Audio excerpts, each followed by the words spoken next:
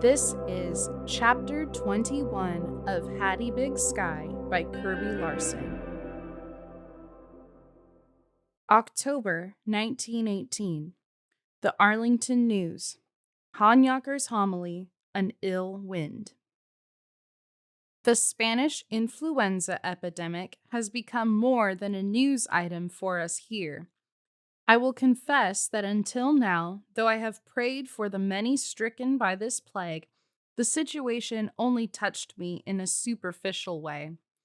After all, I don't know those Bostonians or San Franciscans or Kansans who have taken ill. The numbers, though alarming, held no personal arithmetic. But when I learned that Mr. Beloff, a baker at Hanson's Cash Grocery and Bakery, had taken ill and died, my heart ached.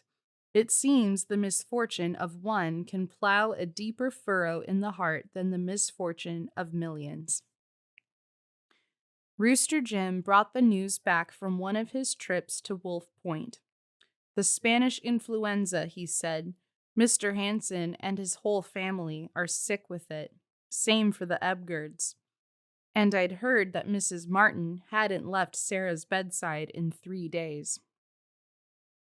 Leafy got busy and whipped up huge batches of sagebrush tea. This is disgusting. I spit out my first sip. Most stuff that's good for you is, she answered. She set a big glass jar of the murky tea on my kitchen table. I want you to drink every drop of that, she ordered. I don't know much about this influenza, but I know sagebrush tea's good for most of what ails. We shared supper together, and then she left, headed for Paralyse to deliver a jar of tea there. The next morning, I had 2 visitors, bright and early. "Hey, Hattie," Chase called out. "Guess where we're going?" "To New York City?" Chase laughed. "Even better. Carl's letting me ride along to Richie to pick up the part for the tractor."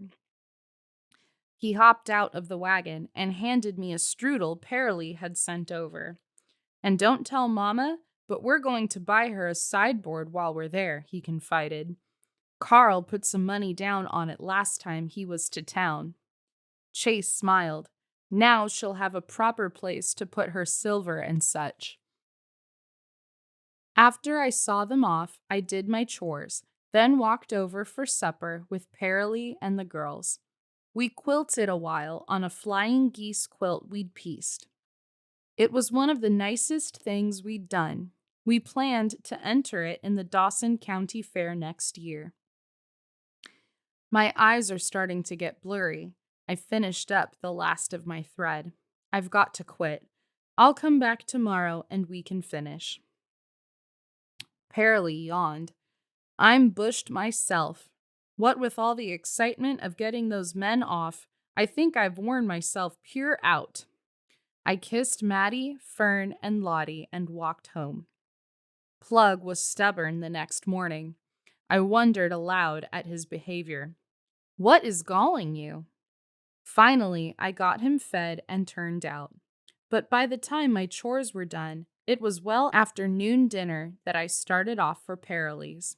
Fall nipped at the air, sending a little shiver through me. I remembered all those days this past summer when I'd craved a fresh breeze. I wasn't going to fuss about a little chill now. As I walked, I thought about a quilt I'd been wanting to make.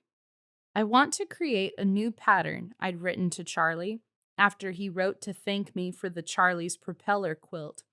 Something no one has ever done before, one that captures this Montana country. I had my eye on a piece of soft blue chambray at Mr. Dye's store for the sky, and I'd been saving scraps of brown gingham for the prairie. What would I call it? Montana Muddle? I smiled. That would have been a good name for some of the first quilts I made, but my stitching was getting surer and my eye for color stronger. All the Red Cross ladies were asking my opinion now for color combinations for patchworks they were making to send the soldiers. Big Sky Star? That sounded real nice. Then it came to me. Hattie's Heartland. I smiled. That was it. I couldn't wait to tell Paralee what I'd cooked up. As I crested the coulee by Paralee's, I glanced across the prairie. Something didn't look right. It only took a moment to realize what it was. There was no smoke coming out of Paralee's chimney on this cool day with a new baby. My feet flew down the hill. Paralee? Maddie? I pounded on the door. It's me! There was no answer but a weak mewl as if from a newborn kitten. I lifted the latch and stepped inside. Oh, sweet Jesus. My legs buckled beneath me. Paralee lay on her bed, the baby across her chest. Maddie and Fern were ashen heaps, feverish on the floor. I tossed my shawl aside and moved to the stove, talking all the while. I'm here, Paralee. It's Hattie. Everything's going to be all right. I got a fire lit and set a kettle on to boil. They were all burning up with fever, so there was no point in boiling water, but it gave me time to gather my thoughts to figure out what to do. No time to go for Leafy. I was afraid of what might happen while I was gone. Baby. Paralee whispered the word and handed Lottie to me. She couldn't have felt hotter if I'd picked her up out of the oven. We'd better get her cooled down, I said. Paralee nodded weakly. She started to say something else, but the effort launched her into a coughing fit. She turned away, but not before I saw she was coughing up awful stuff. While I drew water for Lottie's bath, I saw the still full jar of sagebrush tea. Darn you, Paralee, I said under my breath. It was wretched, but it might have helped. No use fussing now. I poured the tea into a saucepan and set it to warm over the stove.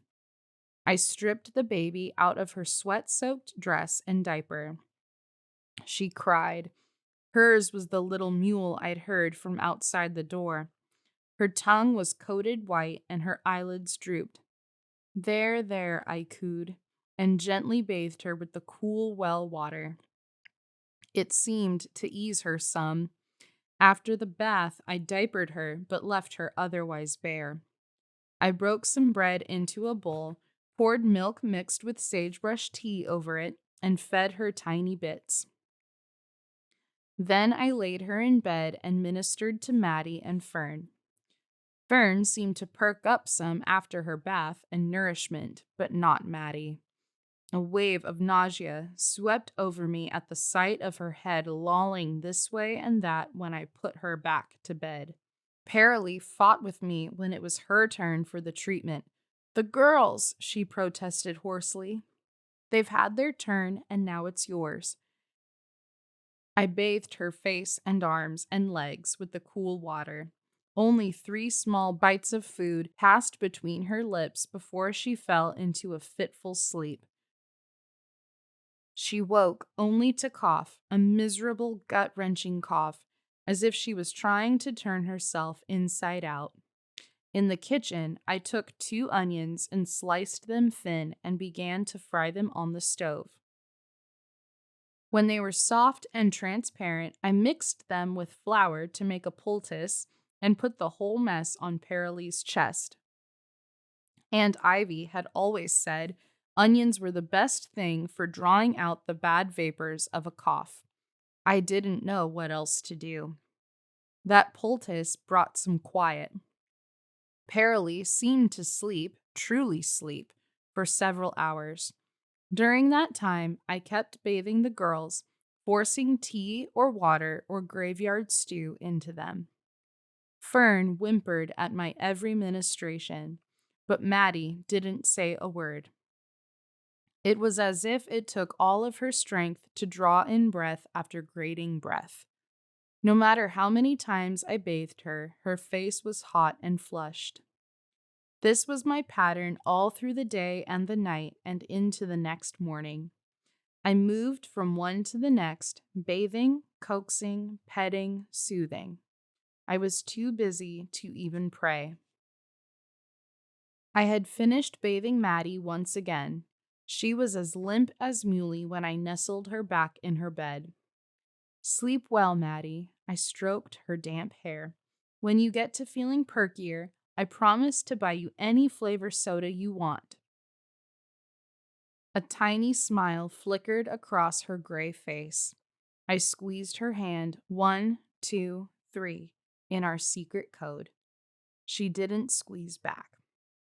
Hattie, Paralee called softly from the bedroom. I dragged myself in and helped her use the chamber pot. It was getting harder and harder to keep my eyes open, but it was time to change Lottie and Fern and bathe them again. This time, Fern ate 10 bites of toast and milk. Good girl. Funny how such a small thing can cause complete elation. Yawning, I rinsed out the bowl. I had to sit, just for a minute. The rocker was right there. Oh, it was heaven to be off my feet. For a minute. I jerked awake. Heart pounding, I flew to check on my charges. Lottie was cooler and sleeping quietly. Fern's color seemed improved, and Paralee was still sound asleep. When I got to Maddie, her lips were as purple as the spring crocus, her skin the color of wet ashes. She was mumbling, calling for Muley. Here she is, sweet, right here. I placed the rag doll in her arms, but she didn't seem to see it.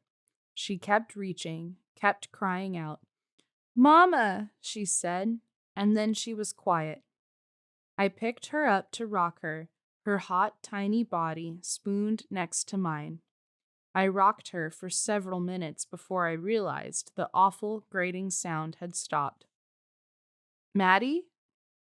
No response. I took her warm hand and squeezed it. 1, 2, 3. Nothing. Maddie, honey, wake up. I held her close. Oh, God, don't take this child. Please don't take this child.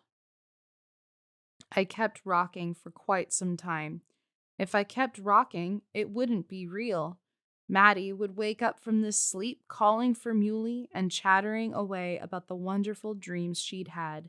She'd wiggle off my lap and want to play nurse to Muley as I'd played nurse to her. She'd sing a warbly lullaby to Fern and Lottie. She'd pat her mother's cheek. She'd do all those things and more if only I kept rocking. Then she'd wake up. Fern stirred. Mama, she moaned. Shh, shh. I quieted her. I'm with Maddie now. Fern's voice woke Lottie, and she began to cry. I slowed the rocker. The others needed me. I had to get up again. Even though she could no longer feel it, I stroked Maddie's forehead. My heart unraveled as I bent to kiss her. Why this sweet child? Oh, why? I stopped the rocker and sat for several minutes more, tears pooling in my eyes, holding that precious body. Mama, Fern whimpered. I stood up and carried Maddie to the parlor. I gently laid our little magpie down on the sofa, Muley across her chest. Slowly, I slid a quilt up over her pudgy toes, over the hands I'd held in mine so many times, and lastly, over the top of her brown curls. Hattie?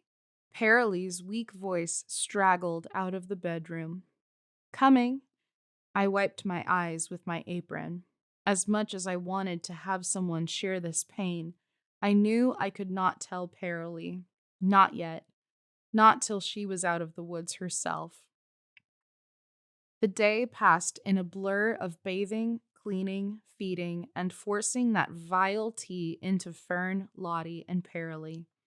I didn't dare sleep. I would not sleep. Only by staying awake could I keep death from visiting this house again.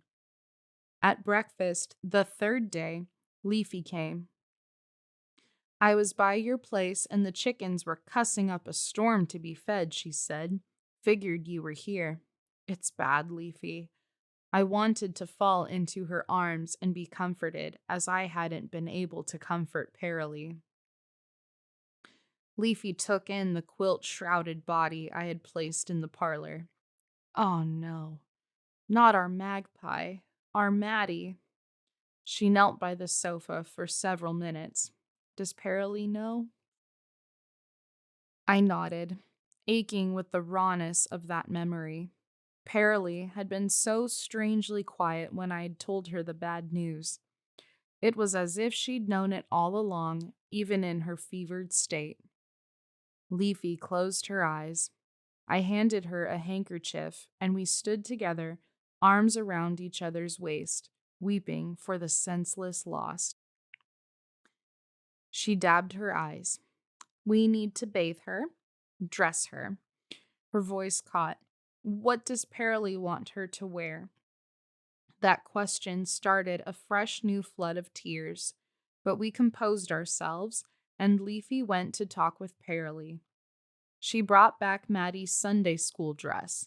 Then we bathed and dressed her one last time. As we were finishing, I heard horses. Carl and Chase. I stopped them at the door. Don't come in. This house is full of the influenza. I could not meet Carl's eyes. You'd best stay at my place for a while. Carl nodded. He sent Chase on a pointless errand to the barn.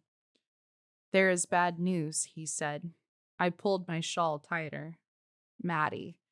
It was all I could manage. Carl covered his eyes with his hands. Then he nodded again and turned away. The next day, Carl came back with a small, sound coffin he had built himself. October 28, the day I turned 17, was now a funeral day. Paralee was still too ill to move, so Carl, Leafy, Chase, and I would bury our girl. I had asked Carl to bring my navy dress and something else. My flowers are all withered, I said. Go to Uncle Chester's trunk in the barn. Bring me the crepe paper flowers you'll find there. The morning of the funeral, I melted paraffin on the stove and then carefully dipped each crepe paper flower. I carried the waxy bouquet carefully as I joined the others. Before Carl closed the coffin lid, I took one last look, pleased to see Muley tucked by Maddie's side. I did that, said Chase. I didn't want her to be lonely. I pressed my fingertips to my lips, not wanting to cry in front of Chase. After a moment, I felt composed enough to put my arm through his, and we followed Leafy and Carl out beyond the house. Paralee wants her here, said Carl. Carl, Chase, Leafy, and I stood by the freshly dug grave, on the top of the coulee east of the house. She can see the sunrise each morning, said Carl. You gonna say some words? Asked Leafy. Me? Leafy gave me a look. I took a deep breath and counted to 10. I didn't know what words to say. I began anyway. Lord, it may take you some time to get used to our Maddie. She can talk your ear off. Chase and Carl both nodded. But you'll soon come to see that knowing her is like having sunshine and strawberries every day. We ask you to take very good care of our little magpie, and help us, Lord. Here my voice wobbled. Help us get used to the quiet spaces she used to fill up. Leafy blew her nose. Amen. Chase wrapped his arms around my waist, and I held him close. Carl lifted shovel after shovel full of dirt onto the fine wooden box he'd built. We stayed until the hole was filled. Then I planted the 3 waxed flowers I'd brought. I felt as if I might crack in two as we all carried our sorrow back to the house. Ours was not the only loss on that prairie. The Nevskers lost their Letta, Mr. Ebgerd his wife. Not even the wealth of the Martins could save them from grief. The youngest boy, Lon, survived his bout, as did Sarah, but their mother, who was a faithful nurse to both, did not. Mr. Dye sold far too many black armbands for mourning and kept selling them right into November.